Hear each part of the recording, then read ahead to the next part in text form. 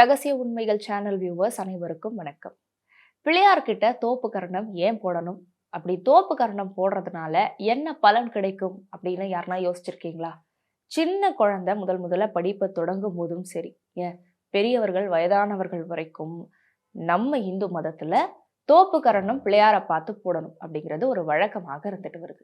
இதுக்கு காரணம் பல பேர் இன்றளவும் நினைச்சிட்டு இருக்கிறது என்ன அப்படின்னா, நம்ம செய்யற தப்பெல்லாம் தினம்தோறும் பிள்ளையார் கிட்ட தோப்பு கரணம் போடுறதன் மூலியமா கழிஞ்சிடும் அப்படின்னு நினைச்சு தினம்தோறும் போயிட்டு தோப்பு கரணம் போடுறாங்க. ஏன் இன்னைக்கு நான் தப்பு செய்ய போறேன்றதுக்கு முன்னாடி அட்வான்ஸா கூட இந்த தோப்பு கரணம் போட்டுட்டு போவாங்க. ஆனா உண்மையான ரீசன் அது கிடையாது. தோப்பு கரணம் போடுறதுக்கு வேற ஒரு காரணம் இருக்கு. அது என்னன்றதா இந்த வீடியோ பதிவுல நம்ம பார்க்க போறோம்.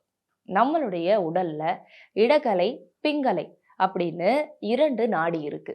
இந்த இடகலை அப்படிங்கிற நாடி நம்மளுடைய வலது கால் பெருவிரல்ல இருந்து ஆரம்பிச்சு நம்மளுடைய உடல்ல ஏறுது. அதே மாதிரி பிங்கலை அப்படிங்கிற நாடி நம்மளுடைய இடது கால் பெருவிரல்ல ஆரம்பித்து நம்மளுடைய உடம்புல ஏறுது. இந்த இடகலை, பிங்கலை இந்த 2 நாடிகளும் நம்ம உடம்புல ஏறும் பொழுது மூலாதாரத்துல ஒரு பின்னல், இதயத்துல ஒரு பின்னல், புருவ மத்தியில ஒரு பின்னல் அப்படின்னு இந்த 3 இடங்கள்ல பின்னல் போட்டு போகுது. இந்த இடகலையானது வலது கால் பெருவிரல்ல இருந்து ஆரம்பித்து புருவ மத்தி வழியா சென்று இடது பக்கத்துக்கு மாறுது. அதே மாதிரி இந்த பிங்கலை அப்படிங்கிறது இடது கால் பெருவிரல்ல ஆரம்பித்து புருவ மத்திக்கு சென்று வலது பக்கமா மாறுது. இப்படி இந்த 2 நாடியும் புருவ மத்தி வழியா மாறி மாறி அதுக்கப்புறம் மூளைக்குள்ள அதனுடைய வருகையை பதிவு செய்யுது. இப்போ நம்ம பிள்ளையார பார்த்து தோப்பு கரணம் போடுறதுக்கு முன்னாடி நம்மளுடைய 2 கைகளையும் மடக்கி விரல்கள் மூலியமா குட்டி போடுறது அப்படிங்கிறது வழக்கம். இப்படி நீங்க குட்டி போடும் பொழுது உங்களுடைய புருவ மத்தியில ஒரு அதிர்வு ஏற்படுது. அந்த நாடிகள் மத்தியில ஒரு அதிர்வு ஏற்படுது. அந்த அதிர்வு சுழுமுனை அப்படிங்கிற ஒரு நாடி உங்களுடைய மூலாதாரத்துல இருக்கு. அந்த இடத்துக்கு போயிட்டு குண்டலினி சக்தியில ஒரு அசைவை பதிவு செய்யுது.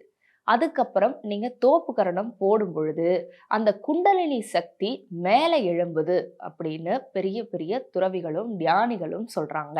அதே மாதிரி ஜென் தத்துவ முறைப்படி புத்த மதத்தின் படியும் ஜப்பான் நாட்டுல தோப்பு கரணம் போடுறது நம்மளுடைய குண்டலினி சக்தியை எழுப்புறதுக்காக அப்படின்னு அந்த நாடுகள்லயும் பதிவு செய்யப்பட்டிருக்கு.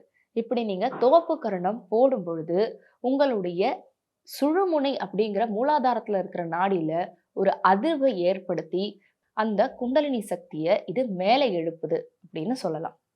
நம்ம உடம்புல இருக்கிற சக்தியை வெளிக்கொண்டு வரத்துக்காக தான் தினந்தோறும் அன்றாடம் காலையில நம்ம பிள்ளையாரை பார்த்து தோப்பு கரணம் போடுறோம். சரி, இந்த தோப்பு கரணம் ஏன் விநாயகருக்கு மட்டும் நம்ம போடணும் அப்படின்னா, நம்மளுடைய உடம்புல 6 ஆதாரங்கள் இருக்கு. இந்த 6 ஆதாரங்களுக்கும் ஒரு தெய்வம் சாட்சியாக இருக்கிறாங்க. அதனால அந்த குறிப்பிட்ட தெய்வத்துக்கிட்ட அதற்கான வேண்டுதலை நீங்க செய்றீங்க. அந்த ஆதாரத்தை நீங்க ஆக்டிவேட் செய்யறதன் மூலியமா அந்த தெய்வத்துடைய அருள் கிடைக்கும் அப்படின்னு நம்பப்படுது. அதன்படி பார்த்தோம்னா முதல்ல இந்த 6 ஆதாரங்கள் என்ன அப்படின்னு பார்க்கலாம். மூலாதாரம், சுவாதிஷ்டனம், மணிப்பூரகம், அநாகதம், விசுப்தி, ஆக்கினை. இதன்படி பார்த்தோம்னா இந்த மூலாதாரத்துக்கு அதிபதி விநாயக பெருமான். அதனாலதான் விநாயகரை பார்த்து தோப்பு கரணம் போடுறோம். சோ தட் மூலாதாரத்துல இருக்கிற சுழுமுனையில அதிர்வு ஏற்படுத்தி குண்டலினி சக்தியை வெளிக்கொண்டு வரும். இன்னும் இந்த மாதிரி பல சுவாரஸ்யமான ஆன்மீகம் சம்பந்தப்பட்ட தகவல்களோடு அடுத்தடுத்த வீடியோஸ்ல நான் உங்களை சந்திக்கிறேன். Until then, it's bye from Soundarya Shivraj.